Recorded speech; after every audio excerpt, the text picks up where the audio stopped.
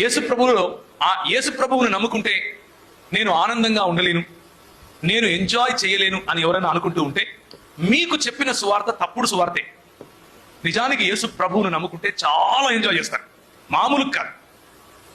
నేను ఇందోర్ పోతానని పొమ్మని ప్రభు చెప్పాడు కదా, నేను ఇందోర్ బయలుదేరానని చెప్పాను కదా, నాకు ఆతాహై జాతాహై మాత్రమే వచ్చని చెప్పాను కదా.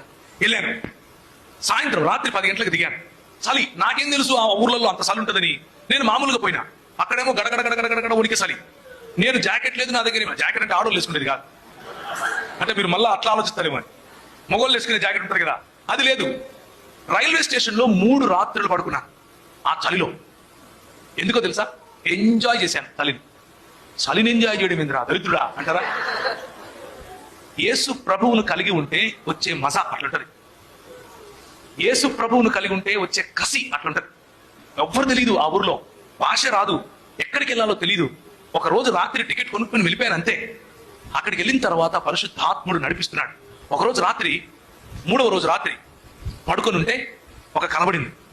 ఆ కలలో చూస్తున్నాను ఒక మంచం, ఆ మంచం మీద ఒక బెడ్షీట్ అంటే పరుపు మీద బెడ్షీట్ పరుచున్నారు. చెక్స్ ఇట్లా చెక్స్ అనమాట. దాని పక్కనే ఒక టేబుల్, ఒక చైర్ ఉంది. ఒక చెంబులో, చెంబు అంటే మనం వాడే చెంబు కాదు, నార్త్ ఇండియాలో ఒక రకమైన వేరే రకం చెంబులు ఉంటాయి. ఆ చెంబులో నీళ్లున్నాయి. నాకు అది కనిపిస్తా ఉంది. నేను ఎప్పుడు అలాంటి చెంబులు చూడలేదు అంతకుముందు. పొద్దున్నే లేచాను, ఏందప్పా ఇది, స్నానం లేదేం లేదు. రైల్వే స్టేషన్లో స్నానాలు ఎక్కడ ఉంటాయి? ట్యాప్ దగ్గరికి వెళ్ళి ముఖం కాళ్ళు గిల్లు కడుక్కొని బయలుదేరాను బయటికి. ఎందుకంటే సువార్త చెప్పాలి, ఇంతే ప్యాషన్. సువార్త చెప్పాలి, ప్రభువు కోసం జీవించాలి. ఏం చేయాలో తెలియదు కానీ సువార్త చెప్పాలి. ఎట్లా చెప్తావురా? ముగి సైకిల్తో చెప్తాను, ఆతాహై జాతాహై అంటాను. ఏదో అవతలోనికి మాత్రం అర్థమవుతుంది, అవతలోనికి అర్థమవుతా ఉంది నేను మాట్లాడేది. ఎలా అర్థమవుతుందో నాకు తెలియదు. పొద్దున్న లేచి బయలుదేరితే రాత్రి నాకు కలలో కనిపించిన ఇల్లే. బయట జూలాఘర్ అని రాస్తుంది. జూలాఘర్ అంటే అర్థం ఏంటంటే, చిన్నపిల్లలను వాళ్ళ అమ్మ నాన్నలు పనికి వెళ్తూ క్రచ్లో ఆడుకోవడానికి వేసి వెళ్తారు కదా, అది జూలాఘర్ అంటే. జూలాఘర్ అంటే ఏందో నాకు తెలియదు. వెళ్ళాను, ఆ ఇంటి దగ్గరికి వెళ్ళి తలుపు తట్టాను. ప్రభు వెళ్ళమన్నాడు. వెళ్ళాను. జైన్ కుటుంబానికి చెందిన వాళ్ళు బయటకు వచ్చారు. ఆమె బయటకు వచ్చింది. ఏం కావాలా అని అడిగింది.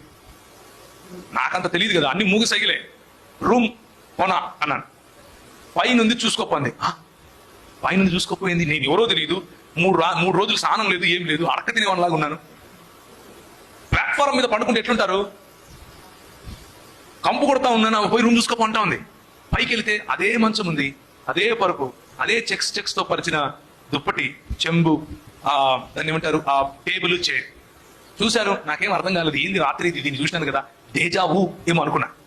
దేజావు తెలుసు కదా మీకు,